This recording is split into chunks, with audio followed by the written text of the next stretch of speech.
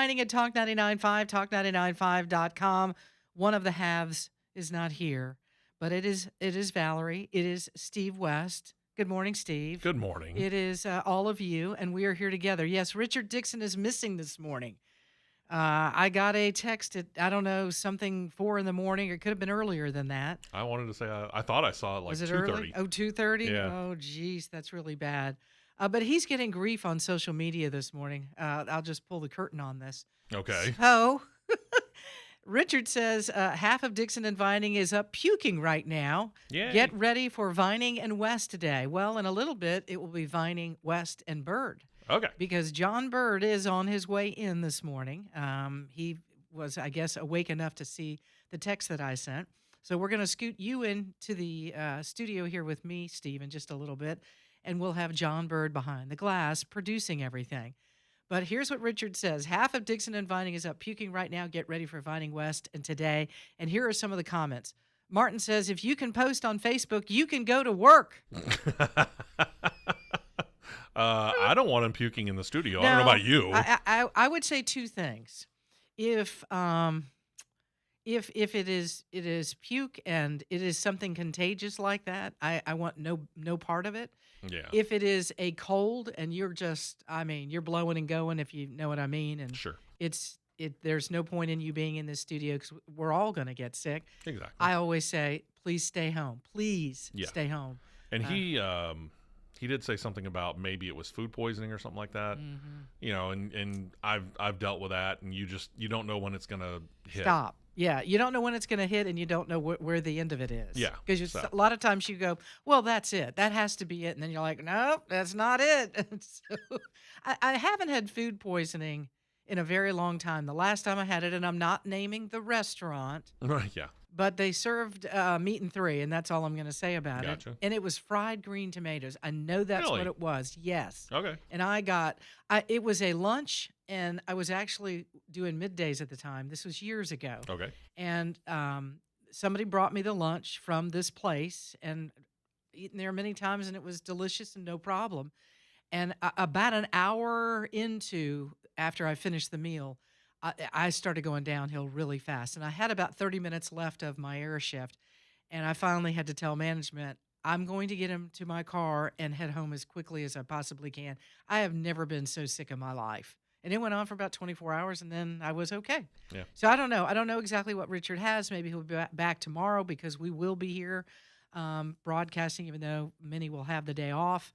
And those are our plans, but we'll see how he feels and actually what's going on. All right, let's talk a little bit about probably what's number one on everybody's radar today, and that's the weather across central Alabama. It is June 18th, 2026. We do expect a lot of rain today. It has already moved into the state of Alabama.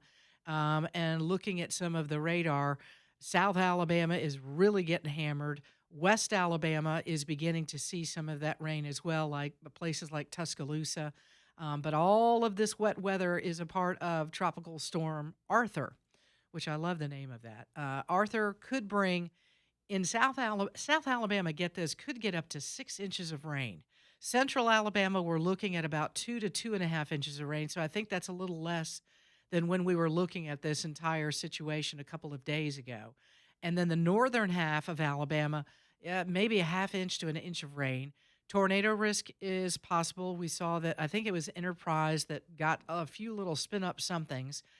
Don't hear anything of significant damage or anyone that was injured or killed. So, but that's still a possibility today with the tornado. So just know that if you're going to be traveling, it's going to be a little treacherous from South Alabama really to north of Birmingham today as far as rain goes.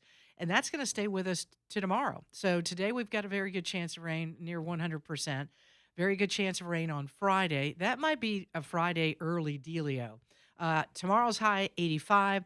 Then partly cloudy skies on Saturday, only a 40% chance of rain, 87. And then we ramp up again on Sunday with a 60% chance of shower. So looks like you got a little window on Saturday and maybe Friday afternoon, not so bad. But today could be kind of bad out there. John Bird has arrived. Whoop, whoop, whoop. Yep. So Uh, when we take a break, I'll explain a couple things to him, and then I'll be over there. yeah, that sounds good. Okay, so Tropical Storm Arthur formed in the Gulf of America yesterday. We're going to get all kinds of that flooding, yes, across much of the area. So if you are in those areas and you guys know where this is, there's parts of downtown. There are roads there that flood. There are apartments that are kind of in a low area that tend to flood. I know of one in Homewood. You guys might know of situations like that. So just be aware of that today, that we're going to be dealing with that. It's from Texas to Louisiana to Mississippi to Alabama. I remember yesterday I started looking around thinking, well, if the winds are going to get really strong and we're going to get a lot of rain, maybe I need to look around the front yard and backyard, see what I've got to bring in. So I had to bring in, my American flag out front. I had an umbrella out back, brought that in. So if you've got patio chairs, kids' toys, anything that could maybe take flight today, you might want to kind of secure that or bring it indoors or into the garage if you can, because this is going to be one of those days that, we could get a little bit of everything, or it ends up not being that big a deal. It's hard to tell when you talk about a tropical storm, and does it stay together? Does it bring those bands of rain? But I'm looking out the window here atop Red Mountain in Homewood, and the wind's blowing pretty good out there. So just be careful of that today. So we've got that to contend with. We've got a lot of news to get to today. We know that Donald Trump has now signed that agreement between the U.S. and Iran. This was done kind of an electronic signing. Then there was some paper that he signed yesterday as well. This all means that the Strait of Hormuz will officially reopen. The U.S. blockade of Iranian ports will be lifted. The Trump administration revealed the full memorandum yesterday and the understanding between the two countries. There was a lot of fake news out there, and one of those was Donald Trump was pretty upset about this $3 billion deal. The deal refutes reports that the U.S. is offering that. And he said the truth in that story is that the U.S. will permit outside investment into Iran if they adhere to the memorandum of understanding. So this is part of this whole 60-day continued talks with Iran, because Donald Trump has pretty much said, look, you don't adhere to what's in that memorandum, we're going to go right back to dropping bombs, and then the deal is off. So I know there's a lot of people that don't have a lot of faith in what's going on with Iran, because for many, many years, most of our lives, Iran has never been honest nor adhered to anything.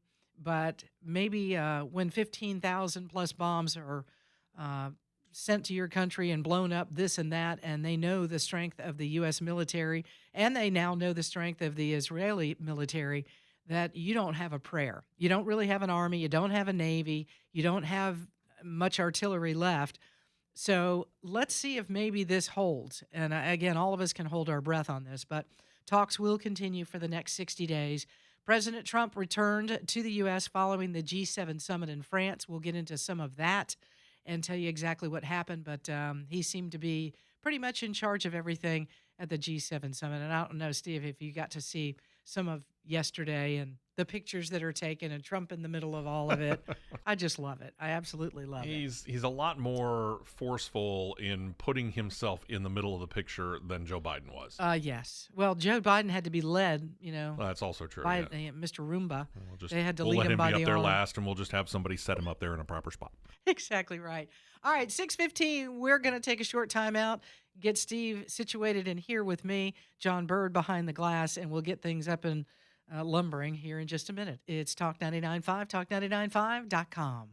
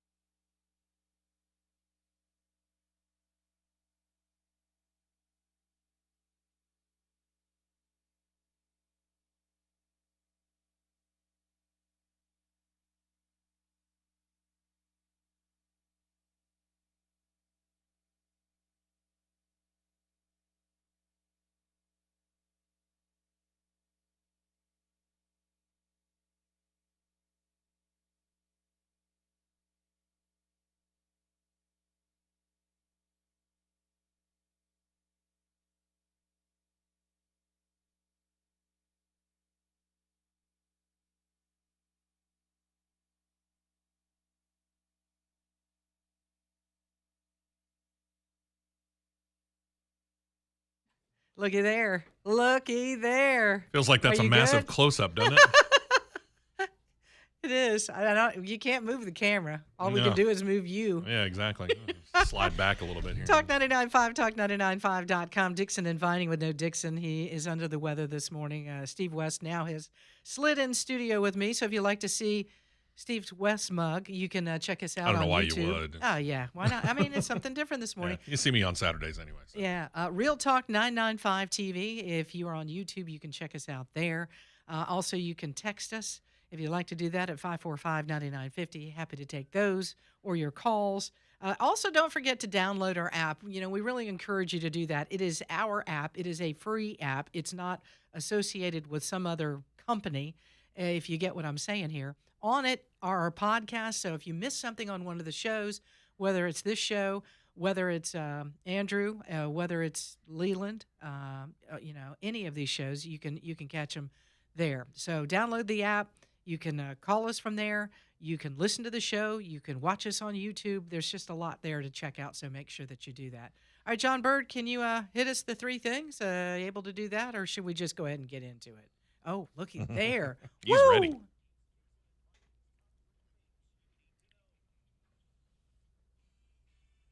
Well, how about this? Senator Tommy Tuberville has been hit with another lawsuit, which is again challenging his residency. I feel like I'm repeating myself. What in the world is going on? Tuberville? Groundhog Day in the politics that's world. exactly what it feels like. Tuberville is, of course, running as a Republican candidate for governor of the state. The new lawsuit says he does not meet the state's residency requirements. Well, Sunday we found out that yes, he does.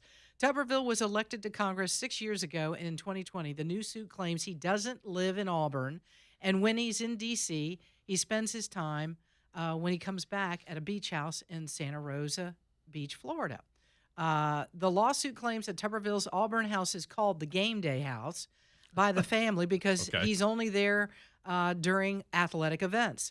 Sunday, the Alabama GOP dismissed a challenge by Ken McFeeters after a closed-door hearing. Tuberville has said questions about where he lives are easy to answer. He started moving to Auburn in 2018, registered to vote in 2019, and flies back and forth between Auburn, Florida, and D.C. Here we go again. Yeah.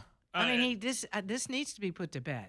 It does. And I thought we had it put to bed on that situation, but you look at your situation of multiple houses, the deal with him being in D.C., they allow you to work outside of the state because they understand that sometimes these things happen. So that's one of the rulings that they said. So that part's automatically thrown out. Yeah, right. Now it's a matter of figuring out which he lists as his primary residence. Mm-hmm. And if he lists the Auburn location as his primary residence, that does what the state handles needs. it. That handles it. You know, and like you said, it should have been laid to bed, should have been put to bed and put to rest already. But there's just people that don't seem to get, hey, this is done. We're over. Yeah. and I would even say that it goes back to when he was elected as senator of for Alabama to represent the state. That put it to bed because it's like, well, how do you become a senator did we not already go through this during that phase? Exactly. So, yeah, I think this is going nowhere, but we'll see. I mean, he's got to figure it out. He's got to answer it. And, with the election coming up, you got to make sure that that's what it is. And, of course, this has to be a rush job now because we got the election coming up. Exactly. All right, DCH Hospital is getting hit from all sides following the tragic death of a nurse. I said earlier this week that the family of Matthew Taylor, who has filed a suit, I really believe that at the front line should be the family of Ada Doss. She was the nurse that died. Taylor was, here's what happened. Taylor was dropped off at DCH Regional Medical Center in Tuscaloosa because he was having a manic episode and needed some psychiatric care. Taylor's family is suing the hospital, claiming that he didn't get the care he needed and was turned away. Now, something DCH refutes.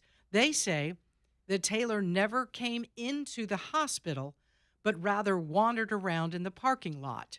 So if he had gone into the hospital and had asked for care, said he needed help, and was turned away, then I would think there's some liability and responsibility with the hospital. But the hospital is saying, look, he never walked in. Right. you got to walk in, or the family needed to escort him into the hospital. That didn't happen. Now the husband of Ada Doss has filed a wrongful death lawsuit against the hospital, Allied Universal Security Services, and Taylor. The story is that Taylor, for a few hours, wandered around that parking lot. He found a weapon in a vehicle. He used the gun to first try and rob a nurse who was able to flee, and then he shot Doss as she was headed to her car after her nursing shift. Andrew Doss was on the phone with his wife when she died. Wow. He even heard her plea with Taylor saying, "Please don't, I have babies," moments before he shot and killed her. So I would think absolutely the Doss family may have credibility here when we talk about filing a lawsuit, and that there may be some responsibility on the part of the hospital. There may be some. A lot of it's going to have to do with, can you prove the fact that he never walked in? Yeah, and that's what they're going to, and you would think there's security cameras. One would think so. That would be able to, and employees and staff that are there that, you can interview, and they would be witnesses to this saying, no one saw him come in. Yeah. But DCH is going to have to prove that he never walked in. And that brings up the other side. If it is borne out that he never walked into the hospital, why then, when the people who took him to the hospital, why did they just drop him off expecting that he would just go in on his own? Yes, because apparently for a long time this Taylor has had mental issues for quite some time. Yeah. And that's not, if he's having a manic episode, you need to escort. You need Absolutely. to park right there at that emergency entrance and walk him in to that hospital to get him the care that he needs. Absolutely. And I'm not sure that happened. Yeah. So there's a lot of things that still need to be found out that we need to. Speaking of being maybe emotionally distressed, Luigi Mangione has a new plan in his defense after gunning down United Healthcare CEO Brian Thompson back in 2024. It's hard to believe it's been 2 years now. I know. He plans to assert a psychiatric defense at his trial. The judge in the case said this, of course, would not absolve him of the killing, but it could get him out of prison a little bit sooner. Here is how this might work for him. If a jury accepts his defense, he would likely be convicted of manslaughter and would face up to 25 years in prison. If the jury rejects his claim, they could convict him of murder, which carries the potential life sentence. The judge also said that attorneys representing Mangione are a little close to not being able to put forth that defense after prosecutors have complained that Mangione's attorneys have not given them the details about what they say triggered their client's extreme emotional disturbance or episode. So, this is another, hey, I feel like they're pulling rabbits out of a hat here. Like, let's figure out what will stick and how we can get the least sentence for our client. I think that it will be easy to prove that he committed this crime. Again, allegedly killed Brian Thompson, but there's an awful lot of evidence in this case that I think will help the prosecution in this case. Yeah, what they're hoping, I think, is to probably play on the emotions of the jury and see if they can't get a couple of those people that have been outside that are saying free Luigi. Yeah. No, sorry. The guy killed another person. I don't care whether you agree or disagree with who it was that ended up being killed. He is accused of killing a person, and that needs to be adjudicated properly. To Absolutely. borrow a phrase, I'm sorry, I watched John Wick. Got adjudicators on my mind all of a sudden. But yeah, that needs to go before a judge and a jury, and it needs to be done without the emotion of, do you think that healthcare systems are corrupt or whatever? That's not the point. It's not, and that's it's not the way simple to black and white situation of, this is a man who got shot and killed, and this is the person who's accused of it. Yep, absolutely. So we'll see what happens with this case, but I do find it interesting that now they're going to try to use this as his defense, that he was having an extreme emotional disturbance. How long have they been working on this? Yeah, you were so emotionally disturbed that you went over to McDonald's and sat down and had yourself a Big Mac, and everything seemed to be okay. Yeah. I don't know that the jury's going to buy this, but if they use this as their defense, this is going to get real interesting. And I think what disturbs me more than anything in this is his defense fund, all the people that have contributed to his defense. And I'm like, I understand people are not real happy with some of these healthcare organizations that turn people down and things. But this is not the right way to handle No, it is this. not. Not in any Not in any way, shape, or form. Nope, not at all. All right, when we come back, we've got more to get to, and we're going to keep you up to date too with what's happening with the weather today. Once again, looking out the window, just a little windy here in Homewood, West Alabama, South Alabama, getting some of that rain, and it's going to whip around and slap us in the face here in a little bit, but we'll keep you updated at Talk 99.5.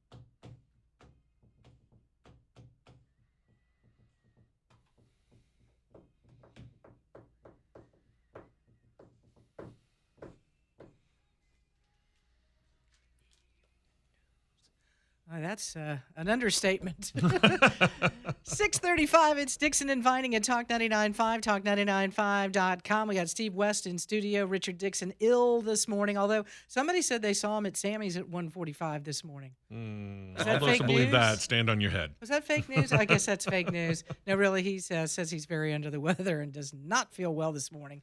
Get better, Richard. We're thinking about you. Hey, Be Dry is going to probably get a lot of calls today after all the rain that we are expecting today. I'd imagine so. It's like, oh my gosh. David Fevett's like, yep, we'll be getting a lot of calls.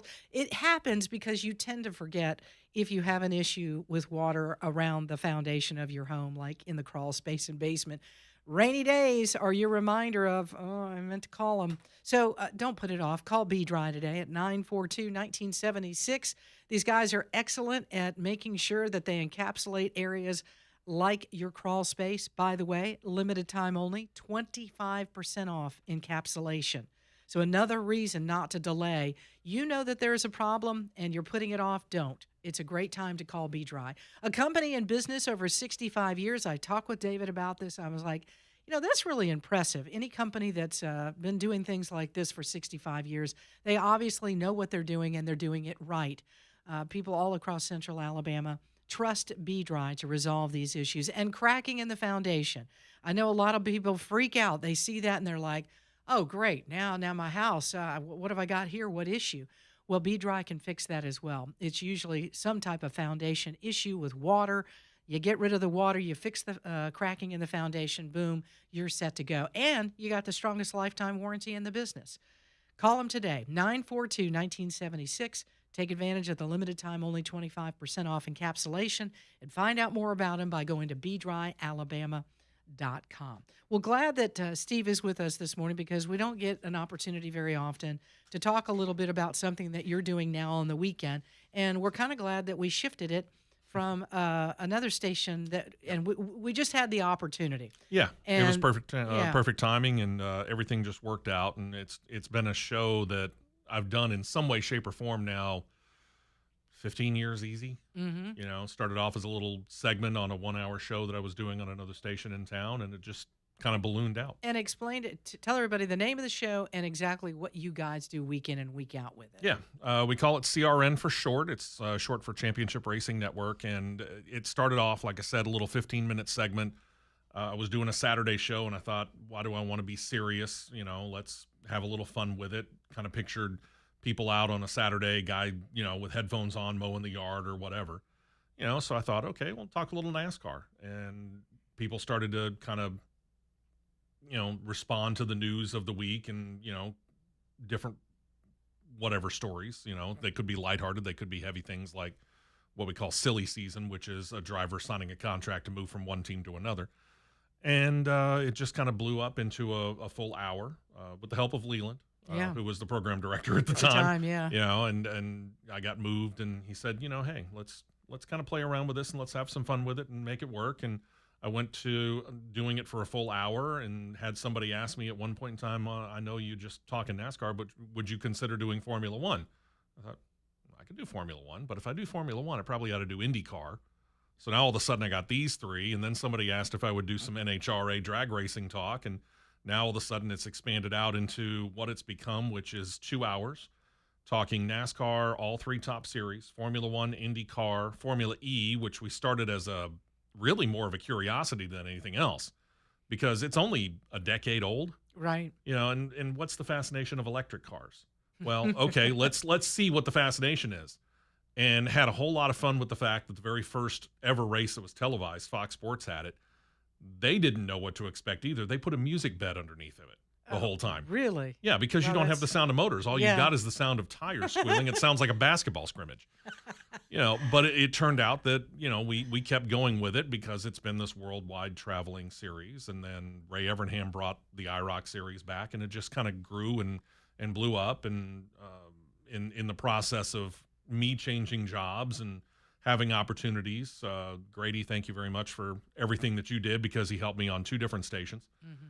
But the opportunity to bring it to Birmingham, back where it started, but also in an area that's kind of I mean, we have Talladega, we have Barbara Motorsports Park, Yeah. but if you think about it, here in the Birmingham area, there's no radio station that covers the Motor Racing Network or Performance Racing Network that covers those races on a day in, day out basis.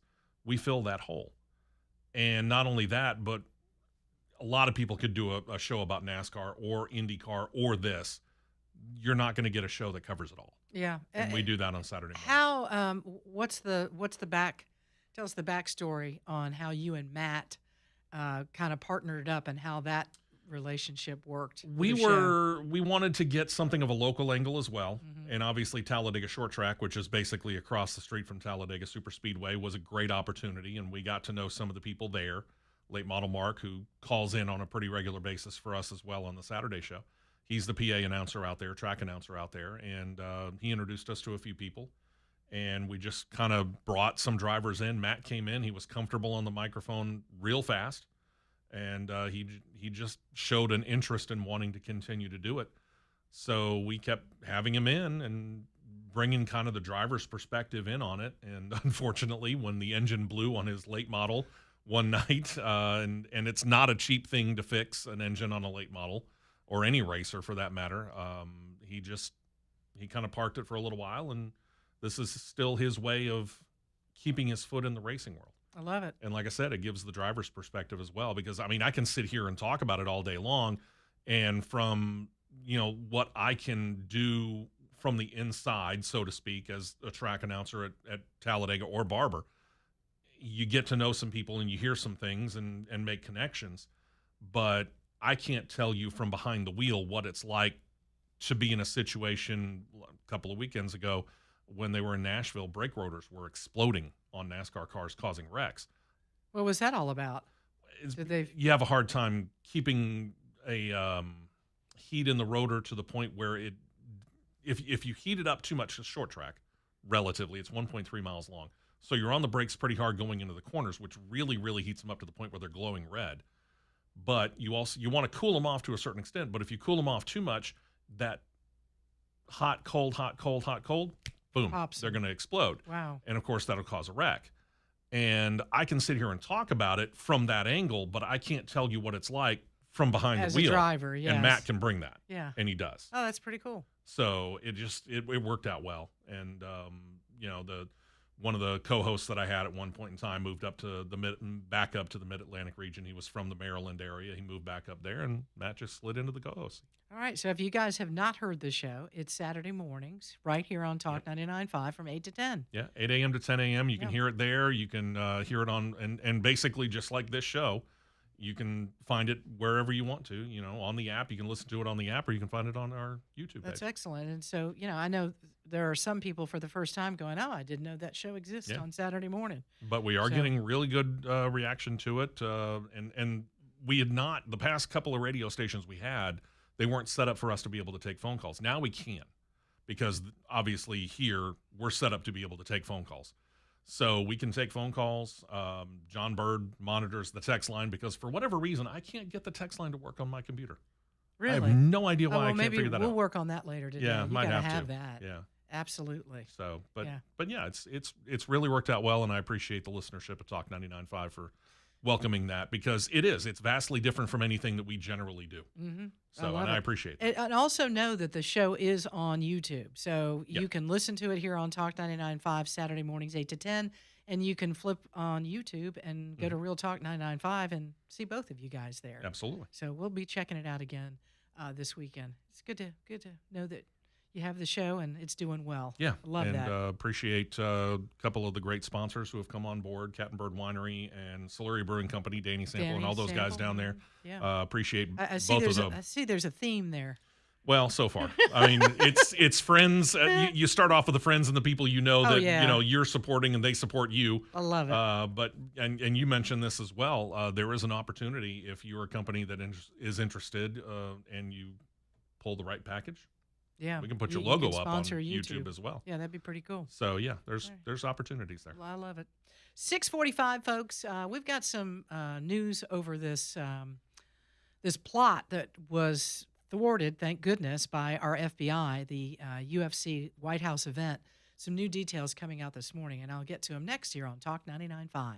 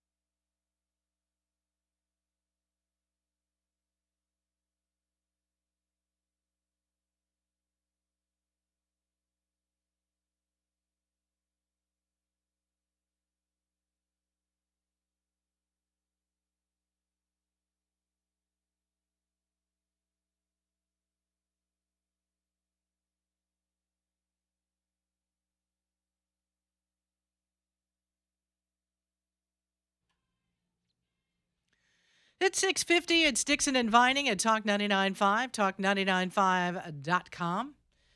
Keeping an eye on Tropical Storm Arthur. I love that name. I always think of the movie. I know. I'm sitting here thinking, how drunk is this storm? That's the first thing that comes to mind when it said Arthur. I will say this, looking at it right now on radar, it seems very unorganized. Like there's some green bands, and then there's a little yellow over there and a little red here. And again, stay disorganized, yes, Arthur. That would we'll be happy. good. Yeah, South Alabama is probably going to get the brunt of this. Again, there's West Alabama is still getting it. We will see some of this rain. Probably it's over in Tuscaloosa. And again, what we're getting is coming up kind of from the south and South Mississippi as it kind of loops. You know how a hurricane travels. Sure. And so that's what we'll see, and it's going to be a little bit later on today. All those people that are down there, and every Saturday, as I'm heading home, I'll see all those people that are making that pilgrimage down to the beach, and I'll see all these different out-of-state plates. I saw probably just in the run from here down to Alabaster where I get off, I probably saw half a dozen Iowa plates alone. Yeah, there's and I'm sitting here thinking those Iowa people. Sorry, guys. They picked the wrong week. Sorry about this, but hey, you got some beach time. Hopefully you enjoyed it. Yeah, I hope so too as well. All right, so here is kind of some new news that's coming out this morning involving the plot that was supposed to take place at the UFC White House event. Abraham Alvarez has now been identified in documents that he is the alleged ringleader of the plot to carry out mass casualties, which was the plan at the UFC White House event, June 14th, last Sunday. He is an illegal immigrant from Mexico. Huh. Go figure. He overstayed his visa. This is according to Homeland Security. Alvarez came to the U.S. as a child and was granted by the Obama administration in 2014 deportation relief through the Deferred Action of Childhood Arrivals, DACA program. Failed to leave the country. And so now he and I think it's 4 other people, a total of 5 of them, have now been taken into custody. Apparently they found him, I believe, in Omaha, Nebraska. So this is he's 31 years old. He is the ringleader of all of this. 4 others arrested. They think that potentially there could be, because this is what was discussed early on in this plot, that there were 23 people involved in it. Now, I don't know that there's 23, but they keep tossing out this number. They've got to do their due diligence and investigate this a little bit further. But they have 5 that have been arrested. Somebody's going to sing like a bird. Absolutely, and that's exactly what happened here. One of the parents of one of the people that I think has already been arrested alerted the FBI to this situation. And the more people you bring in on a plot like this, and that's the problem with the conspiracy, and I get it. I'm a believer in at least one, the JFK assassination. But the more people that are involved in a conspiracy, the less likely it is that you're going to be able to keep that a secret. Yeah, I just think this involves way too many people. Especially something like this. Yeah. And I really don't, they talked about using drones and some of the weapons and, causing chaos so people would start running and then they would fire weapons at people. And I'm thinking, do you understand how covered up this was with law enforcement and Secret Service, even using drones? There were some 1,400 military people at the event. Yeah. I just don't think, I don't know how far they would actually get with this. It's a good question. And I'm glad that it was thwarted. I'm so glad that one of the parents of these guys, and I think it was a 19-year-old, got wind of what was going on and alerted the FBI, 4 or 5 days before it was actually supposed to take place. But again, it gives you great thought, all of these outdoor events, indoor events. Mm-hmm. I'm thinking about the hotel that Trump was at. They thwarted that guy, that he was running through the area headed toward Donald Trump and all of the media and was planning on doing major damage. And we've got such a high-profile situation this year because it's 250th anniversary. That's part of what this was. There are a whole lot of celebrations that are going to be going on from now through probably, mid to late August. Amongst them is the first ever street race for IndyCar in downtown. These are big events that are going on in Washington, D.C., and these are targets, unfortunately, as well, for people who want to do something stupid like this. Yeah, and this, again, we've just got to start thinking a little bit more about, again, when we do something to this magnitude that there is going to be somebody out there, because it seems like almost every time there's something like this, okay, somebody's planning to do something. Yeah. It involves the president and the vice president. I mean, this whole group went down this long list of who they were angry with. They were angry with Benjamin Netanyahu. They were angry with J.D. Vance. They were angry with, the FBI. They're angry with the world, it seemed like. And it's like, okay, so what's your end game here? What are you really trying to accomplish with this? Yeah. Just chaos? You think you're going to cut off the leadership of the world? You're not going to do it. And for those people who would like to say, well, this is all Donald Trump's fault. No, it's really not. If we had gone from Biden to another Republican presidency, and it doesn't matter who it is, we could put you and me in vice president and president role, and it doesn't matter which one is which. We're going to go in, we're going to do what Donald Trump did, which is try and secure the border, make sure that the right people are coming in, and those people who are coming in are set up and have all the proper paperwork.